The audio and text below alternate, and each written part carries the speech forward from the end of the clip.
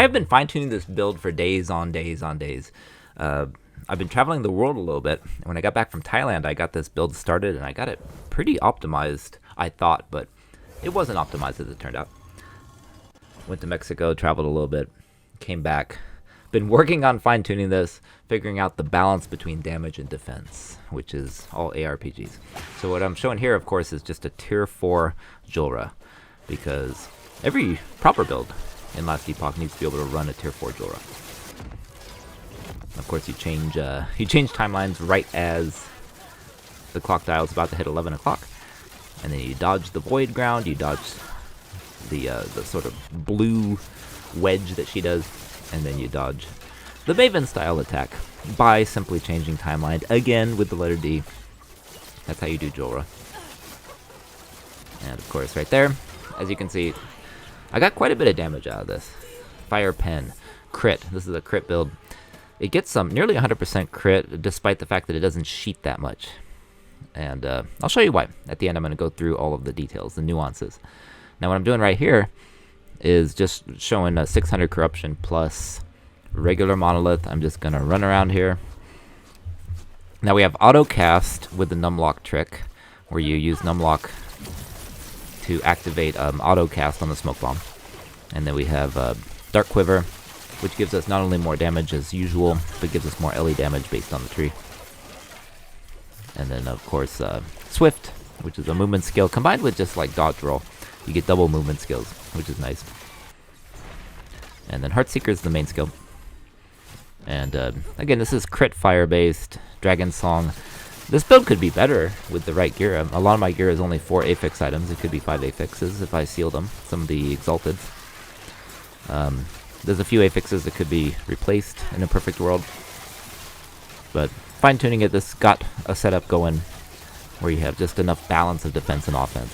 You don't want to be pure defense because you just can't kill them before they kill you, and you don't want to be pure offense because then you're glass cannon. In fact, I had more damage on this build. This build was running way cleaner than this in the sense of damage output. It was really hitting hard in 600 corruption, but I'd get these occasional deaths, and unlike in PoE, you don't have 6 portals. You don't just walk in. You have to start over.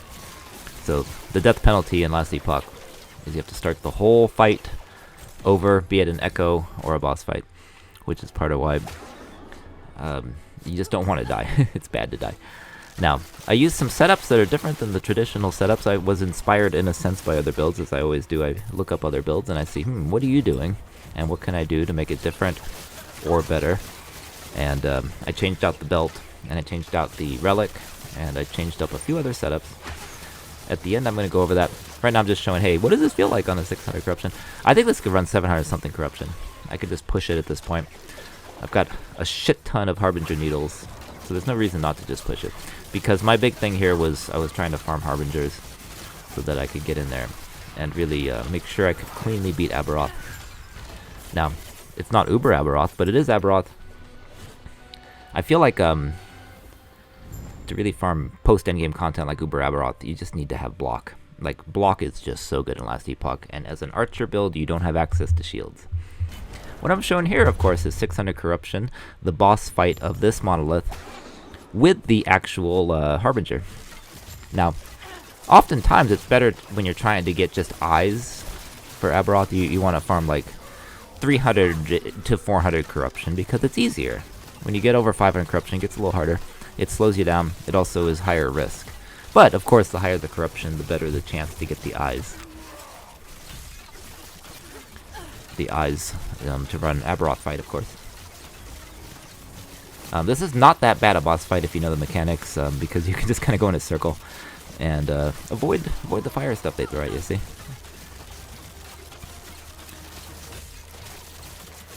Now, the relic I got, which I'm going to show at the end, it gives Fire Pen, and then it's not that expensive to get a 3 LP, so you get almost the best of all worlds with an Exalted relic, but on a pretty cheap relic, which gives you fire penetration, which is a nice source of that, so you don't have to worry about it on your weapon. My weapon is only 2 LP. If it was 3 LP, that'd be so much better, but it's so expensive, right? I would love some more crit multiplier on that. So see, this is not that bad. Like, if you just want to get your corruption up, you can skip the Harbinger. The Harbingers at 500 plus corruption are a pain in the assholes. They're tanky in a sense. Like, as you can see, I'm actually able to clean him down pretty well. But I just have to not just stand in one spot. That's the whole thing with this. You don't have block, and I don't have the best glancing blow chance. I have some glancing blow, 31%-ish. It could go up higher, but then again, you're just compromising points into damage, and damage is just too nice. At one point, this had 2,800 health. It's only 2,200 health. A lot of my colleagues are doing like 4,000 health, but so expensive. This is, yeah, a little bit expensive, but not nearly as bad as some of their setup. With the crit and the fire pen. And then you just stack a lot of flat damage. The quiver and the amulet I have are just really good. For a long time I ran an exalted body armor too, and then I ended up recently switching over to a null portent, which is very popular because if you super cap your reses, you just you get less damage taken for that particular res. As you can see, if you just stay in the corners, you avoid too much close-up. It's a big balance, this build. If you're really close, you get the Dragon Song effect from your bow, which is more damage, but if you're really far away, you get a little bit of sharpshooter, and you just avoid mechanics. So generally speaking, you want to stay back. So what I'm doing here, I'm just going to run a full Aberroth. The full Aberroth, I'm just going to I'm not editing the footage, I just want to make sure you guys see how does it actually feel, as if it was a stream. I could cut all this junk out, but I'm just showing the full setup. Now, Dark Quivers, again, you grab the arrows anytime you're about to go into a boss fight.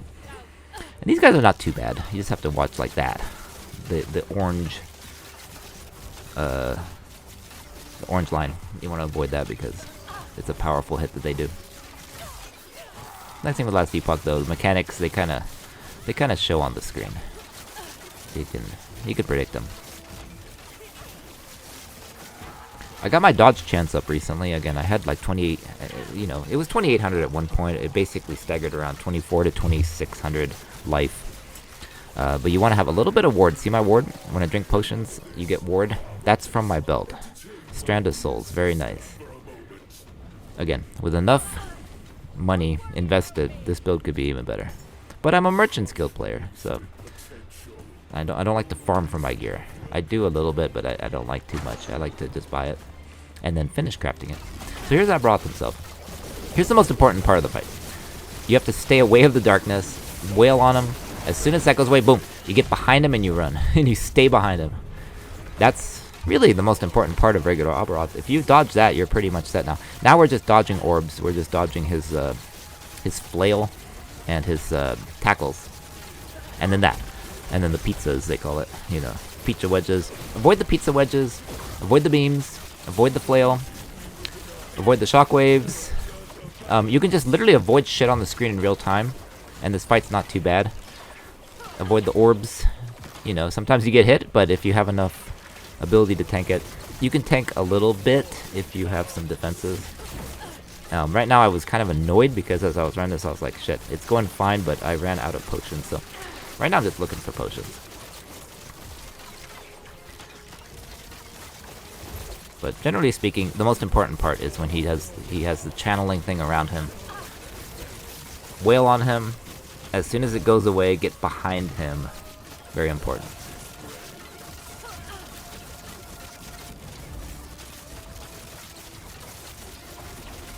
Otherwise, I'll just let the footage play out. Now, again, I had more damage at one point. I was actually killing him faster, but then I would die from a random bloop, like a bloop somewhere. Having enough dodge and enough reduction of damage. Besides poison. Which is not necessary for most things. It's very helpful.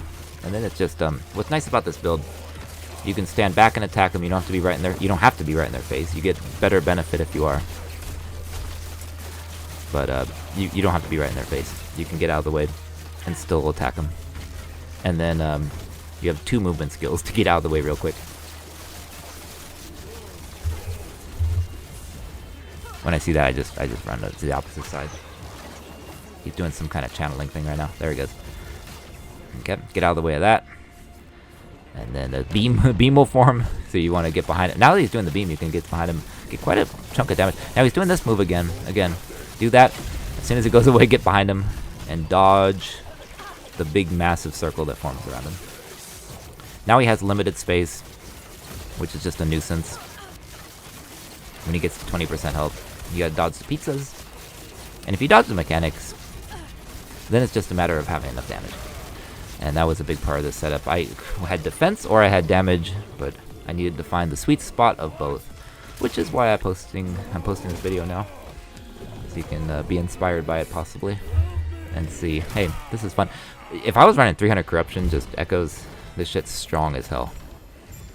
Really, it just melts people. But I'm showcasing challenging content. That's important. Alright. Now we're going to go through the actual setup. With shift, this is the layout. You want to take like momentum. You want mana when you shift. It just helps you keep mana. And then you want to take jagged arrows and just accumulate jade arrows, because that just helps your crit. And this is a crit build. And healing per dex, I probably, frankly, should put 2 here and only 3 here. But it's not a big deal. The main thing is, you know, you want to heal and you want to get mana when you shift. And let's see. Alright, Dark Quiver, important because it gives you more damage. It gives more physical damage by taking that. And then we want some recurve chance, which is why we go over here. Black Arrow gives some more mana, of course. And then just more recurve chance every time you pick up an arrow. The arrows fall automatically. I'm going to show why. But you can also cast it. I do that periodically.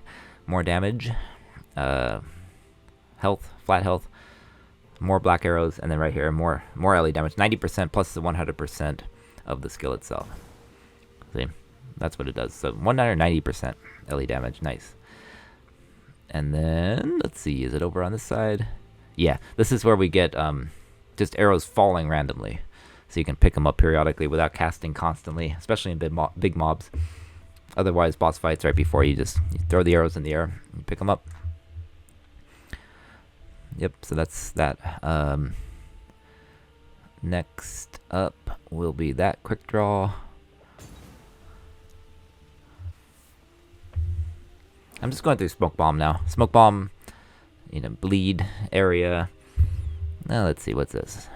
Silver Shrouds, which give more Glancing Blow, by the way. And then Cleanse Ailments. You want to get Frenzy, and then there's a little bit of Ignite, but mostly we just want the Frenzy. Dust Shrouds are good for Glancing Blow. We want to get a little bit more of that. More area. And then just like Shredding Armor. We want to shred armor as much as we can. Anybody that happens to be inside the Smoke Cloud. And then Shadow Daggers. Why not? It's just another trigger, see? A little bit of damage, why not? 22,000. On top of Blades of the Pyre, which give Burning Daggers, which is the main thing. For a longest time, I ran this as 2 or 3 out of 3. I actually had 3 out of 3 for a while. But you have to have a ton of mana and mana regen. And it wasn't worth it, so I went down to 2 out of 3. Ultimately, I went down to 1 out of 3. And then just mana sustain. Dragon Fang gives just more flat damage per recurve. You want recurve chance. You want minimum chance to recurve. And then you want per dex even more recurve, because that just is like chain. Recurves are like chain in PoE. I take the slow node. Some people don't. I do. And then just more crit multiplier. More damage per recurve. More flat damage. And then I have experimented with shit over here. But ultimately, that's what I do for Heartseeker. 26 points from our upgrades. Now, all this shit with Cinder Strike. Why Cinder Strike? We don't use Cinder Strike. It's just to literally get Flaming Fury to help our Burning Daggers. And the other stuff I just put in because I just wanted to put it in. I didn't want to leave it open. It doesn't actually do anything. So that's it. Those are the skills. See? The Ignite. Throw them in the air. Grab them. Sheeting at 35 to 36k. Goes up more as you attack. Let's see. Next up is the actual gear. I've got this helmet, which gives crit multiplier, fire res, lots of dex, bow damage, armor, low cold res. That would be nice if that was a little bit higher. The health regen is unnecessary. That could actually be a different affix. It helps a little bit, but I don't use health regen much, so that could be upgraded, frankly. This amulet, though, is great. I made this amulet. Look at this. Fire damage, crit multiplier, crit chance, health, LE res, crit chance. That's great. You want an amulet like that. You want a quiver like this. This quiver is great. Look at this. Flat damage. A source of flat damage. Flat damage buffs up. That's what worked off of the percent LE damage. Null Portent I got recently. I did a +4 because you get more attack speed that way too and an extra skill point. Of course, I'd rather have this 2 LP, but it's expensive. We get 67 dex. It's not too bad. Our main skill scales off of dex. Our mana is only 104, and our health is only 2200. We super cap some of these reses. For a long time, I had mana higher, by the way. I just ended up realizing, hey, doesn't matter. All these reses, you super cap because Null Portent up to 20% per. So super capping the fire and the fizz, that's what you mostly die to, frankly, when you run around. And then next would be like Necrotic, Void, Cold, and Lightning. We don't bother with poison. We don't die to poison. Poison doesn't do that much damage in this game. You don't have to worry about it. See, flat damage from the Morning Frosts. This would be better as a 2 LP or 3, but horribly expensive. It's okay. We keep it 1. We get the movement speed. We make it work. That gives us flat cold. This, of course, gives us percent. This percent bow used to be flat fire for a long time. I had it, and then I realized, hey, percent works off of the 60 implicit because it converts to fire. Dragon, or Heartseeker converts to fire. So that 60, we get 100 and something percent increased. 60 fire, it's way better than flat fire. And you get the cold increase from the flat cold on the quiver and shit. Now, this ring, ward decay threshold, why not? Fire, you know, reses. This ring is new. The fizz should actually be cold or fire. I do some fizz because the passive tree gives us some fizz. But if that fizz was cold or fire, it'd be much better. But the deck, mostly I have this for the dex, the dodge rating, and the fizz res. Because actually having some dodge rating is nice. Strand of Souls is huge. That was a big part of this setup. Put percent health just to give us more tankiness. But the main thing is you get all this ward per potion use and ward retention and ward on kill and ward per second. And then here you get just... basically, this is just for the flat cold. So better cold on the ring if possible. This I like because it get, you know, that tier 3 should be a tier 5, but it's dex, it's reses. And then stun chance, don't sleep on stun chance. Stun chance is better in this game because you can stun from non-physical. You can stun from elemental in this game. So stun chance is not as bad as PoE, where you just want to do it for fizz builds. So many people do the water orb thing. I tried it, I didn't like it. I like this one because you get the fire damage and ignite on hit implicits. You get the fire penetration and ignite duration. And then these are not that expensive to get a 3 LP. That's what's nice because then for a long time I had an Exalted with 4 affixes. You get 3 of the 4 affixes and then you get the other stuff. It's not that expensive.